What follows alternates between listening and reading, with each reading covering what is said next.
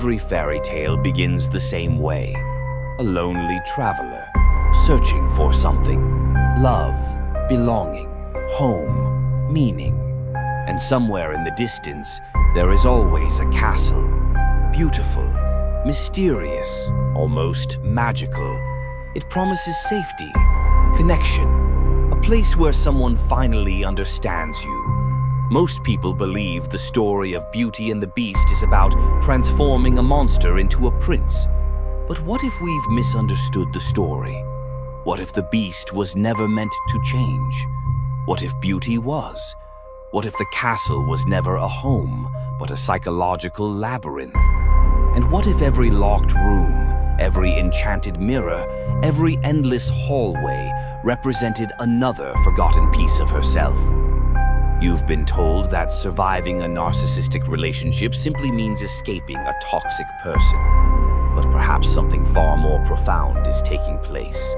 Perhaps you are walking through an ancient initiation, not because suffering is sacred, but because awakening often begins where illusion ends. Today, we're decoding the hidden blueprint behind the narcissist and the empath. Not to justify manipulation, not to romanticize abuse, but to understand why surviving these relationships often becomes the beginning of the most authentic life you've ever lived. Welcome to the castle.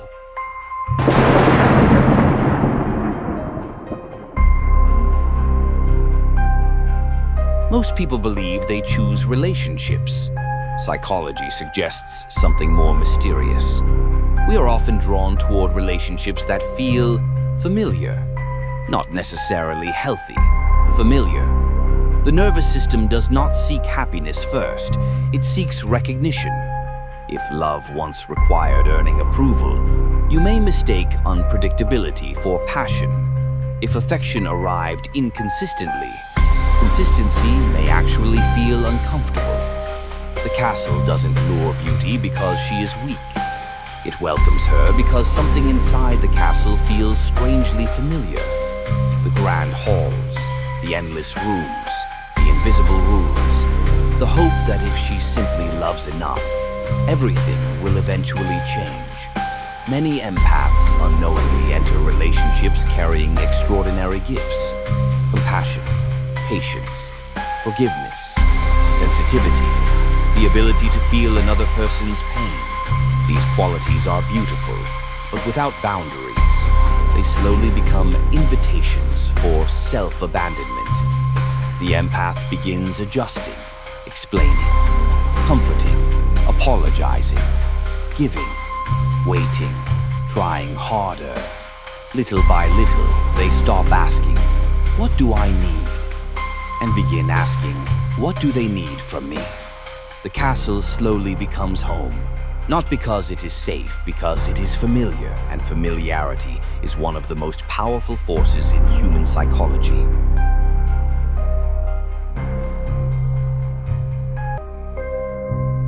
Every enchanted castle has doors that remain closed, rooms no one speaks about, hallways guests are gently encouraged to avoid. The beginning of the relationship felt effortless. Conversations lasted for hours. You felt seen, chosen, almost destined. Then something subtle changed. Not overnight, almost imperceptibly. A comment that made you question yourself, an apology that somehow became your fault, a silence that felt like punishment, a compliment followed by criticism, affection followed by distance. You began walking through the castle differently, watching your words, measuring your emotions, trying not to disturb something you couldn't quite identify. The castle hadn't changed, you had, or so you believed. But the architecture had been changing all along, just slowly enough that you never noticed. Most people imagine narcissism as loud, arrogant, dominating. But psychology tells us something different. There isn't one beast, there are many. Some roar, others whisper. The overt narcissist dominates the room. They demand admiration, control conversations, need to be the center of attention. The covert narcissist is different. They often appear wounded, quiet, sensitive, misunderstood. They rarely say, "I'm better than everyone." Instead, they communicate, "No one understands how much I've suffered." Control becomes subtle. Guilt replaces intimidation. Silence replaces shouting. Victimhood becomes power. The castle doesn't become frightening because monsters appear. It becomes frightening because nothing obvious appears wrong. Everything looks beautiful. The chandeliers still sparkle. The music still plays.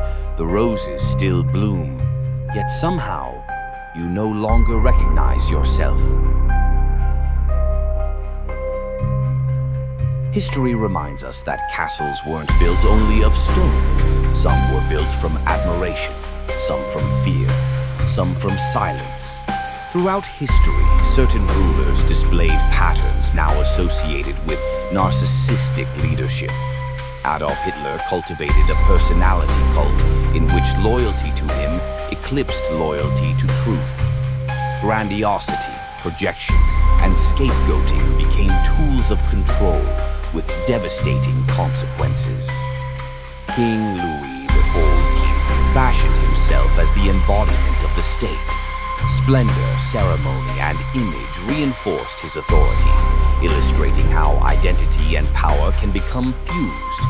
King Leopold II oversaw a system in which exploitation and dehumanization were justified in pursuit of personal ambition, demonstrating how entitlement and a lack of empathy can scale from individuals to institutions. The castle changes, the architecture remains. Whether inside a palace, an empire, or a relationship, the pattern is remarkably similar. Reality slowly bends around one person's need for control, and everyone else begins adapting to survive. Every castle has one final room. Not the ballroom, not the throne room, not the dungeon, the library. The place where forgotten wisdom waits patiently. Beauty never escaped the beast until she understood the castle. Likewise, many people never truly leave toxic relationships because they continue carrying the castle inside themselves. The criticism, the guilt, the confusion, the self-doubt, the need for approval. The narcissist may leave, but the architecture remains until you begin remembering yourself. The greatest prison was never the castle, it was forgetting who entered it. Hidden beneath every awakening is remembrance. This is why I created the sacred Betrayal Oracle, not to predict the future, but to help illuminate the present. Because every betrayal leaves behind questions, questions the soul has been waiting to answer. 5 cards speak directly to this journey. The mirror. The relationship reflected more than another person. It reflected the places where you had forgotten yourself. The betrayer, not to celebrate betrayal, but to recognize that collapse often interrupts illusion. Sometimes the relationship ends because your authentic life is ready to begin. Soul retrieval. Every compromise, every ignored intuition, every abandoned boundary, left pieces of you scattered throughout the castle. Healing isn't becoming someone new. It's gathering yourself back together. The authentic self, the moment you stop performing for love, is the moment you begin experiencing it. Not from others, from yourself. The liberation, the final card.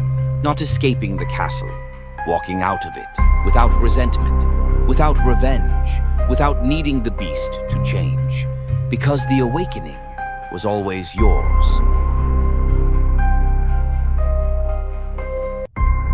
There comes a moment, quietly, almost unnoticed, when the castle no longer feels like home, not because the beast changed, because you did. The conversations no longer confuse you. The manipulation no longer controls you. The silence no longer frightens you. The approval no longer defines you. The doors that once felt locked simply open. You realize something extraordinary. The castle never imprisoned your body. It imprisoned your identity.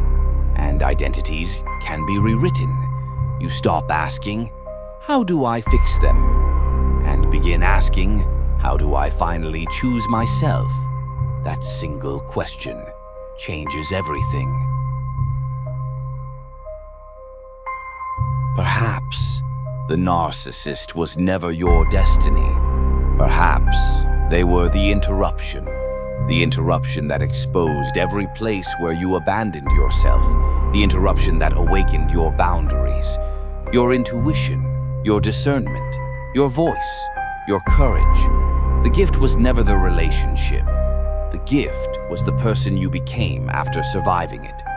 One day, you'll look back at the castle, not with longing, not with hatred, but with understanding, because you'll finally realize you didn't lose yourself there. You found yourself there. If this story resonated with you, please take a moment to like and share this video, and subscribe to Secrets of the Philosopher's Stone for more explorations into psychology, mythology, betrayal, shadow work, and spiritual awakening. And if you'd like to continue your own journey of remembrance, explore the Sacred Betrayal Oracle deck featured in this video. You'll find the link in the description below. Until next time, remember this: not every castle is meant to become your home. Some castles exist only to remind you how extraordinary it feels to finally walk free